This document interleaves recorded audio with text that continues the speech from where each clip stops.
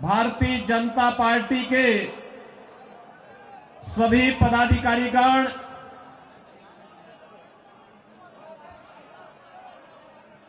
किरोड़ी विधानसभा क्षेत्र से जुड़े हुए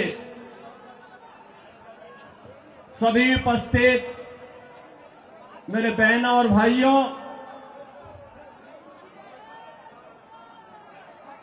दिल्ली विधानसभा चुनाव की दृष्टि से आज मुझे आप सबके बीच में आने का अवसर प्राप्त हुआ है। बहनों और भाइयों, मैं जब दिल्ली विधानसभा चुनाव की दृष्टि से आया हूं तो नजदीक से मुझे यहां की सड़कों को भी देखने का अवसर प्राप्त हो रहा है।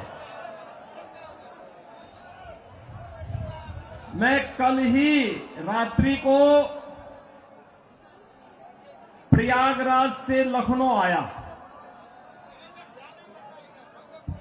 उत्तर प्रदेश में प्रयागराज की धरती पर इस सदी का पहला महाकुंभ का आयोजन पूरी भव्यता के साथ हो रहा है। आप अनुमान करिए,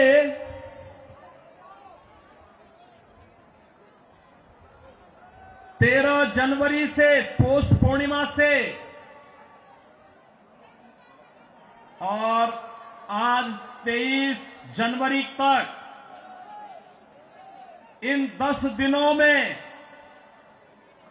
10 करोड़ श्रद्धालुओं ने प्रयागराज में मां गंगा, मां यमुना और मां सरस्वती के त्रिवेणी के संगम में पावन स्नान करके पुण्य के भागीदार बने हैं। आप प्रयागराज में जाएंगे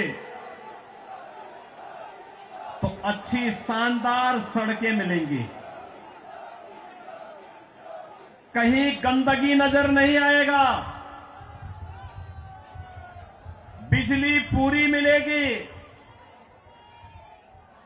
कनेक्टिविटी चाहे वह सड़क की हो, रेल की हो या फिर हवाई जहाज की, तीनों की बेहतरीन कनेक्टिविटी प्रयागराज के लिए उपलब्ध रहेगी।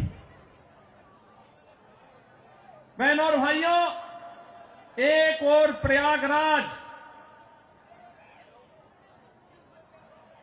मां गंगा के तट पर लगने वाला इस सदी का सबसे बड़ा महाकुंभ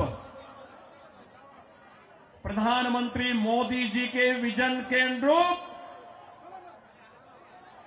देश और दुनिया से आने वाले श्रद्धालुओं को न केवल आकर्षित कर रहा है बल्कि पुण्य का भागीदार भी बना रहा है।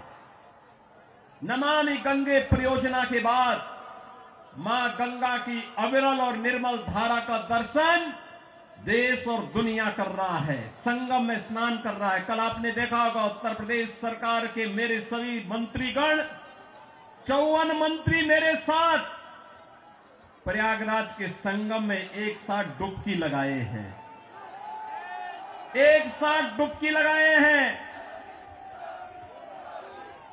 पुण्य के भागीदार बने हैं।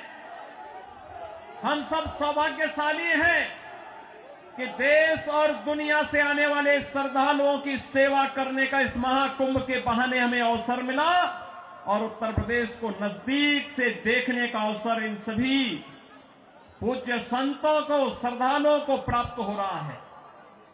बहनों और भाइयों, अगर एक मुख्यमंत्री के रूप में मैं और मेरे मंत्रीगण प्रयागराज के संगम में स्नान कर सकते हैं तो मैं पूछना चाहता हूं, दिल्ली में आम आदमी पार्टी के अध्यक्ष से अरविंद केजरीवाल जी से मैं पूछना चाहता हूं, क्या यमुना जी में वह भी अपने मंत्रियों के साथ जाकर के स्नान कर सकते हैं क्या?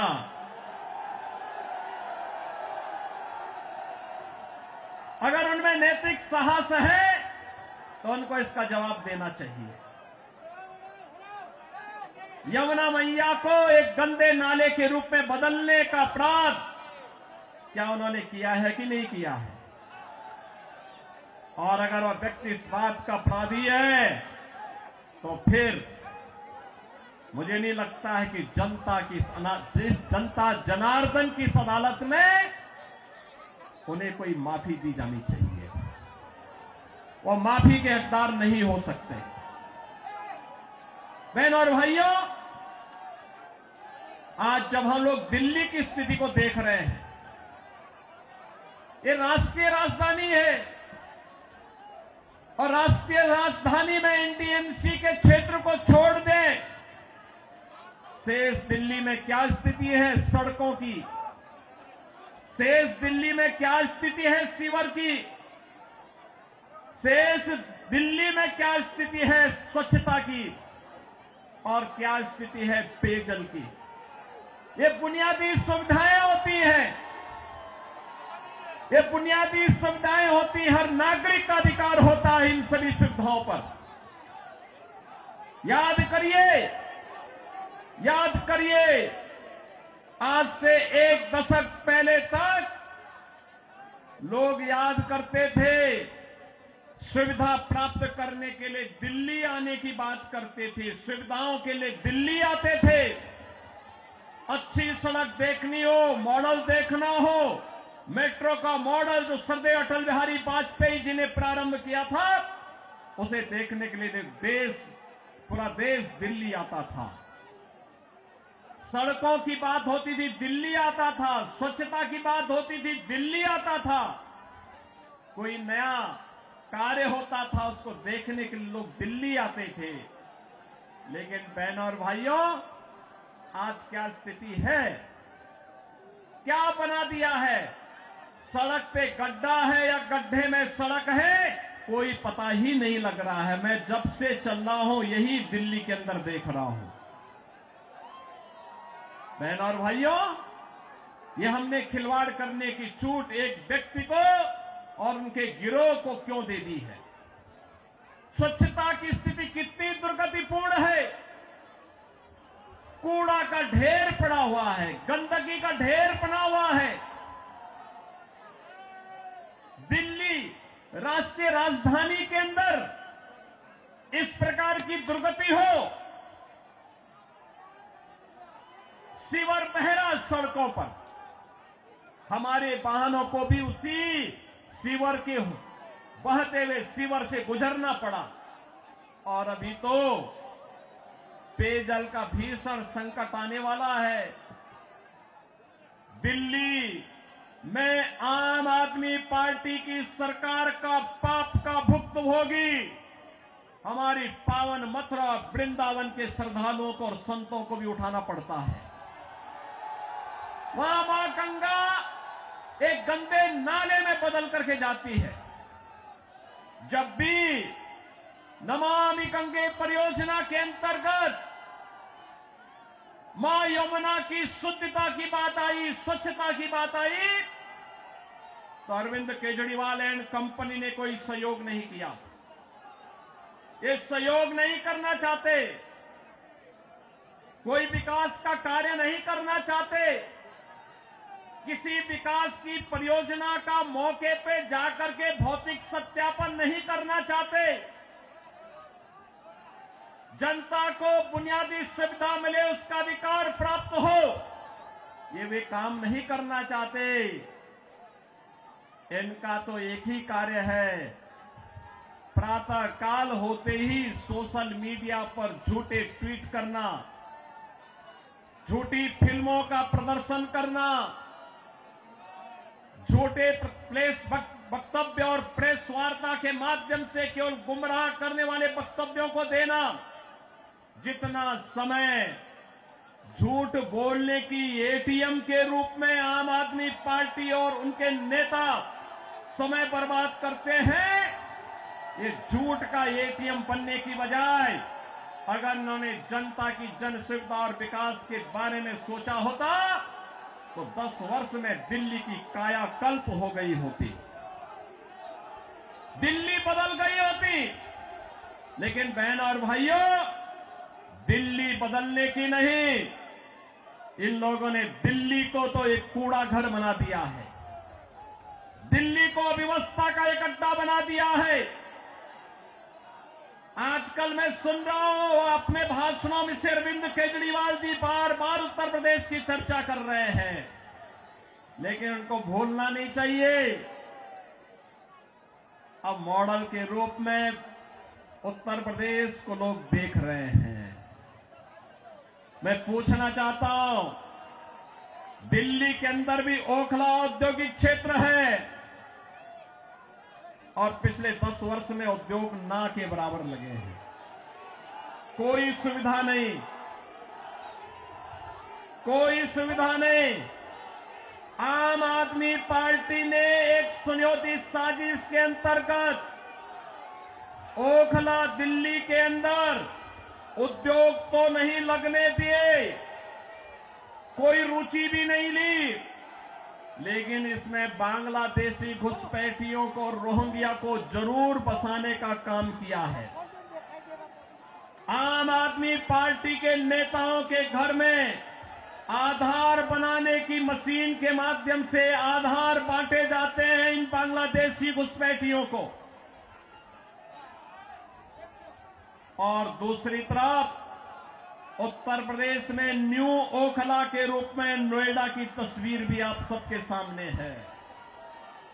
आज आप जाइए दिल्ली की सड़कों को और नोएडा की सड़कों को जाकर के देखो, जमीन आसमान का अंतर नजर आएगा। दिल्ली की सड़कों को और गाजियाबाद की सड़कों को जाकर के देखो, जमीन आसमान का अंतर नजर आएगा। उत्तर प्रदेश के शिक्षण संस्थानों को, उत्तर प्रदेश के मेडिकल कॉलेजेस को और दिल्ली के अंदर यहां की राज्य सरकार के द्वारा चलाए जाने वाले वे जर्जर विद्यालय के भवनों को देख करके आप अंदाजा लगा सकते हैं कि बच्चों के भविष्य के साथ इनका व्यवहार क्या है। बहनों और भाइयों, एक सुनियोजित साजिश के तहत दिल्ली की जनता को तो इन्होंने जन सुविधाओं से वंचित रखा ही,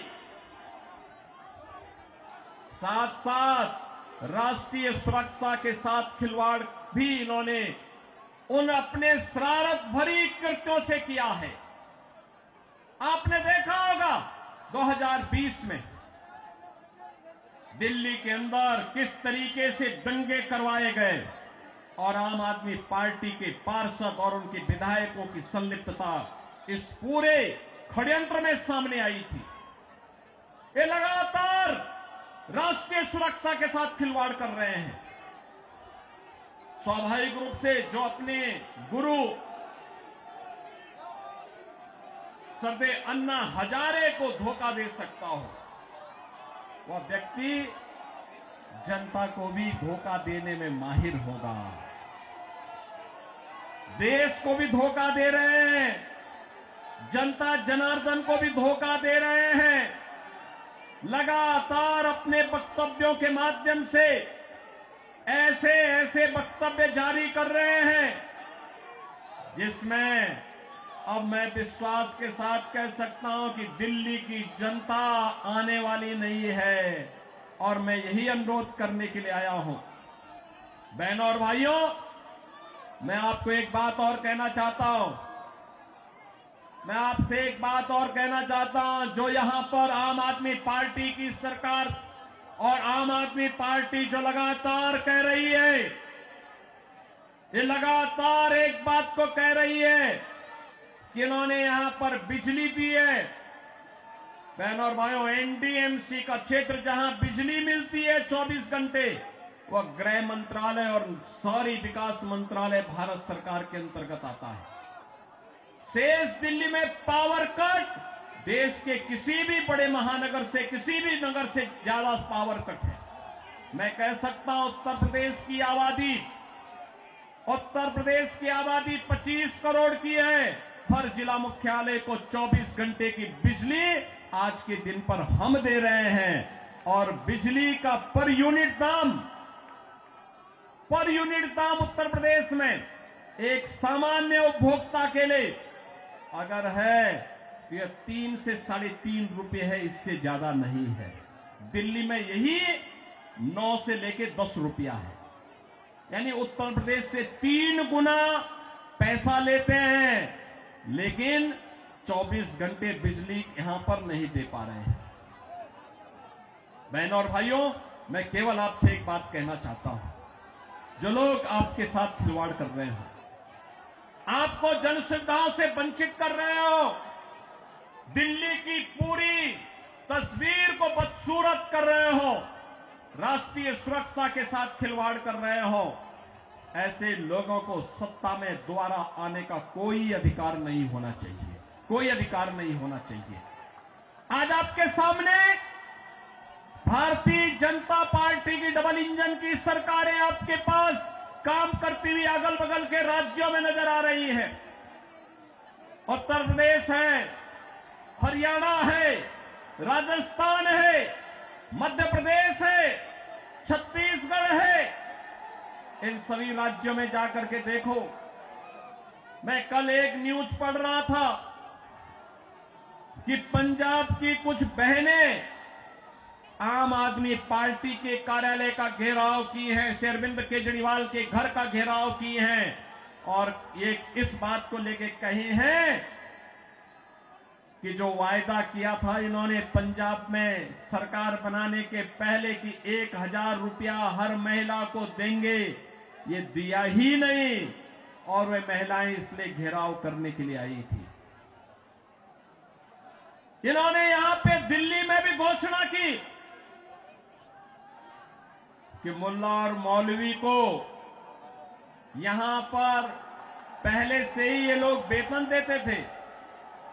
आज दिल्ली की आर्थिक स्थिति इतनी बदहाल कर चुके हैं कि उनको भी कई महीनों का नहीं मिला और जब वहां से हो हल्ला शुरू हुआ तो इन्होंने उसको डाइल्यूट करने के लिए कहा कि हम पुजारियों को भी देंगे। बहनों और भाइयों, मैं पूछना चाहता हूं अरविंद केजरीवाल जी से और उनकी पूरी टीम से, क्या किसी मंदिर के सुंदरीकरण की कार्य योजना को उन्होंने कभी आगे बढ़ाया? कभी बढ़ाया? मॉडल देखना हो तो आइए काशी में काशी विश्वनाथ धाम को देखिए। मॉडल देखना हो अयोध्या में श्री राम जन्मभूमि पर भगवान राम के भव्य मंदिर के मॉडल को देखो। मॉडल देखना हो तो प्रयागराज में आइए। प्रयागराज में महाकुंभ के आयोजन स्थल को देखो। आस्था का सम्मान ऐसे होता है। 1000 से अधिक ऐसे विरासत से जुड़े हुए धार्मिक और आध्यात्मिक स्थलों के पुनरुद्धार और सुंदरीकरण का कार्य के लिए उत्तर प्रदेश के अंदर चल रहा है या पूरा हो चुका है। बहनों और भाइयों, यहां पर आम आदमी पार्टी आपकी भावनाओं के साथ खिलवाड़ कर रही है, लेकिन वे भत्ता देने की बात और मानदेय देने की बात करते समय भूल गए कि उन्होंने बौद्ध मठों से जुड़े हुए भंतों को छोड़ दिया है। बनते भी पाए इसकी उनको चिंता नहीं। भगवान वाल्मीकि के समय से वाल्मीकि समुदाय से जुड़े हुए तमाम हमारे संत वाल्मीकि मंदिरों में पूजा अर्चना करते हैं, उनको उन्होंने भुला दिया। उनके एजेंडे में कहीं नहीं।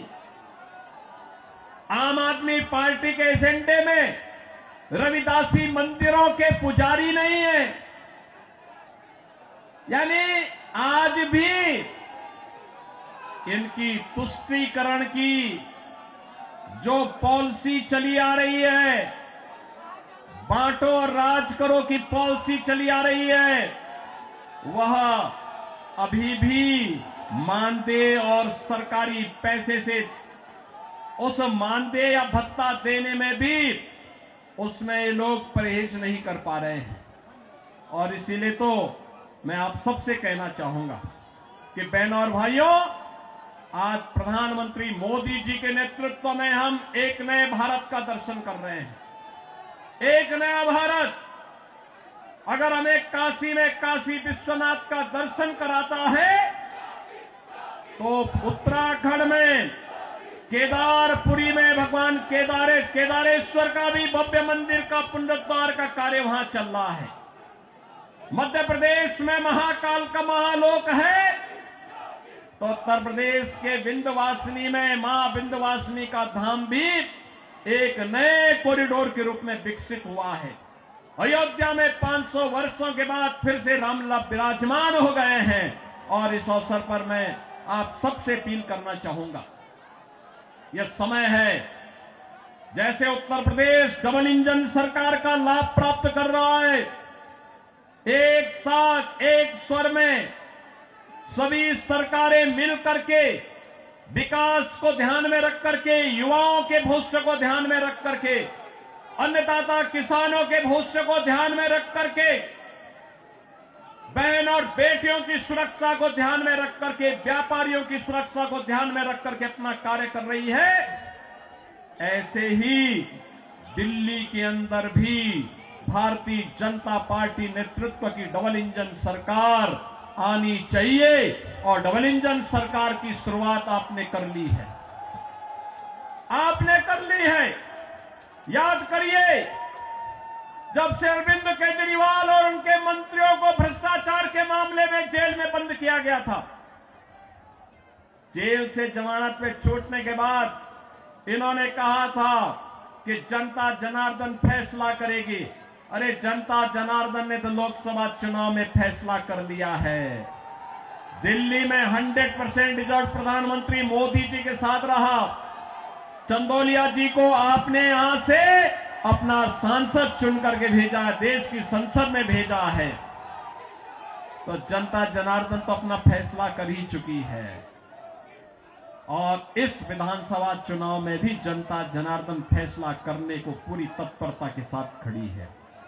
और इसी में मैं आपसे अपील करने के लिए आया हूं कि बहनों और भाइयों, इस किराड़ी विधानसभा क्षेत्र से भारतीय जनता पार्टी ने अपने कर्मठ कार्यकर्ता को, जिनका एक ही ध्येय है और वह है कि इस किराड़ी विधानसभा क्षेत्र को एक विकसित विधानसभा क्षेत्र के रूप में विकसित करना। यहां के लोकप्रिय सांसद श्री चंदौलिया जी के साथ मिलकर के अच्छी सड़कें देना, सीवर लाइन बिछाना, पेयजल की पुख्ता व्यवस्था करना, स्ट्रीट लाइट को दुरुस्त करना, साफ सफाई और स्वच्छता के मानक पर एक आदर्श विधानसभा के रूप में विकसित होना, बहन और बेटियों को सुरक्षा प्रदान करना, युवाओं के लिए रोजगार के अवसर उपलब्ध करवाना, उत्तम शिक्षा के, उत्तम स्वास्थ्य के केंद्र को बेहतरीन तरीके से, मॉडल तरीके से संचालित करने का कार्य, और इसको करने के लिए यहां पर राम भक्त बजरंग बली के रूप में बजरंग शुक्ला आपके बीच में उपस्थित हैं, भारतीय जनता पार्टी के प्रत्याशी के रूप में। मेरी आप सबसे अपील है कि डबल इंजन सरकार से ही दिल्ली की कायाकल्प होगी और डबल इंजन सरकार के प्रतिनिधि के रूप में बजरंग शुक्ला को दिल्ली विधानसभा में चुन करके भेजें। आप सब भेजेंगे? भेजेंगे? जनता जनार्दन का आशीर्वाद इस बजरंग शुक्ला को प्राप्त होगा। दोनों हाथ उठा करके अपना आशीर्वाद देकर के बोलिए। जहां तक मेरी आवाज जा रही है, ये घरों के ऊपर भी लोग बैठे हुए हैं, सभी से मेरी अपील है, जहां तक मेरी आवाज जा रही है, घर के ऊपर हो, सड़क हो, अगल बगल हो, जहां तक मेरी आवाज जा रही है, बजरंग शुक्ला को आप आशीर्वाद देंगे? दिल्ली के कूड़े से निजात पाएंगे? ये झूठ बोलने की एटीएम मशीन से मुक्ति पाएंगे? यमुना मैया की शुद्धि के अभियान में सहभागी बनेंगे? तो मेरे साथ बोलेंगे, जय श्री राम, जय जय श्री राम।